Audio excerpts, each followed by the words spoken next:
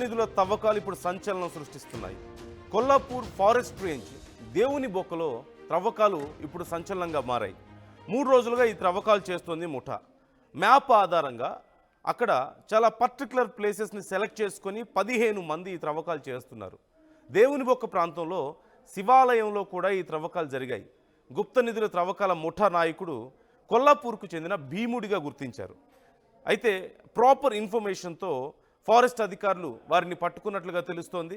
పాడుబడిన ఆలయాలే గుప్త నిధుల తవ్వకాలకు టార్గెట్గా చేసుకొని వారు ఈ త్రవ్వకాలను చేస్తున్నారు.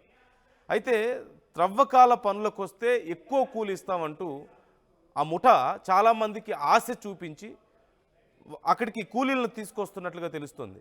ఈ ముఠాలో మొత్తం సుమారుగా 15 మంది వరకు ఉన్నారు. రాష్ట్ర వ్యాప్తంగా ఈ ముఠా విస్తరించి ఉంది అనే అనుమానాలు కూడా వ్యక్తం అవుతున్నాయి. అసలు ఇప్పటి వరకు ఏమైనా త్రవ్వకాలు దొరికాయా? ఆ మ్యాప్ ఏంటి? మ్యాప్ ఆధారంగా త్రవ్వకాలు జరపడం ఏంటి?